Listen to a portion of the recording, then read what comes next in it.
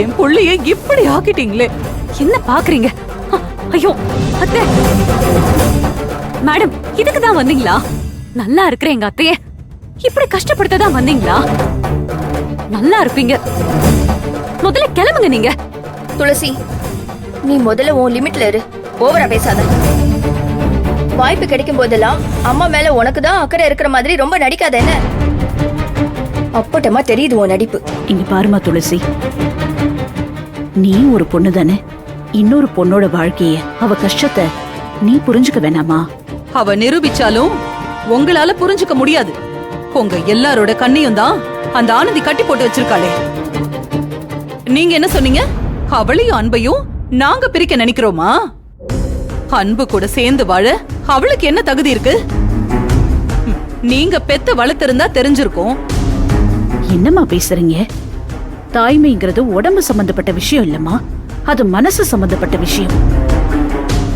தாய்மைங்கிற உணர்வு தன்னையே விட்டு கொடுக்கிற தியாகம்.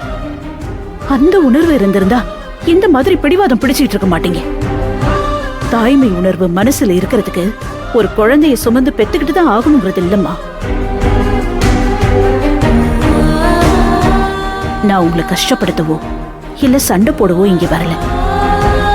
உங்க பையனோட வாழ்க்கைய கொஞ்சம் யோசிச்சு பாருங்க. வயசு இருக்கும்போதுதான் வாழ முடியும். அதுக்குன்னு ஒரு காலம் இருக்கு. உங்க பிடிவாதத்தால வீணா போறது உங்க பையன் வாழ்க்கையும் தானே. ஏன் பிடிவாதத்தால இல்ல, எங்கேயோ எவன்கிட்டயோ வாங்கி மடிய நெரிச்சிட்டு வந்திருக்காளே, அவளாலதான் என் புள்ளையோட வாழ்க்கைய வீணா போச்சு. சும்மா அன்பு ஆனந்தியும் வாழணுங்கிறீங்க. இனிமே அவங்க வாழ என்ன இருக்கு?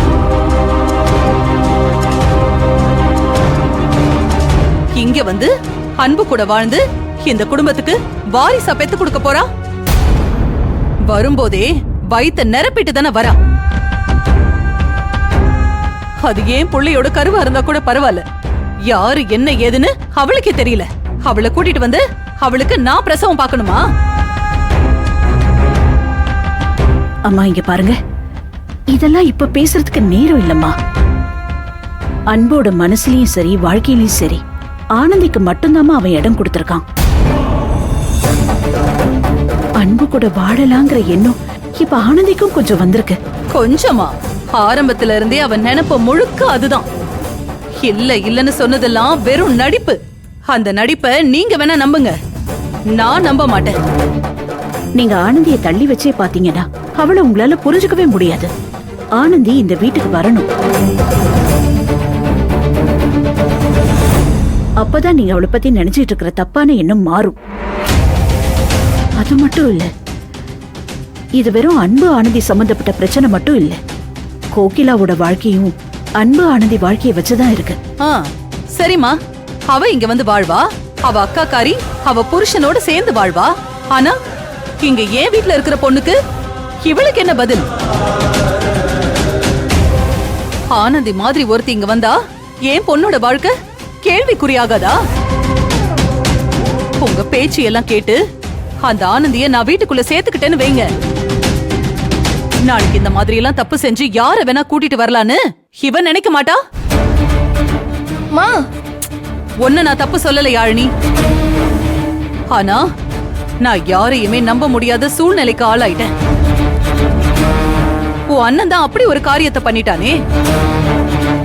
இத பாருங்க, என்ன ஆனாலும் சரி அவ இந்த வீட்டுக்குள்ள வரக்கூடாது.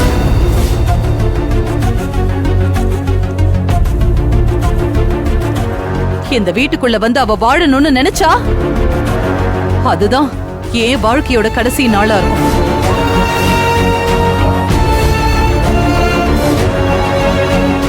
துளசி, முதல்ல இவங்களை இங்க இருந்து வெளியில போக சொல்லு.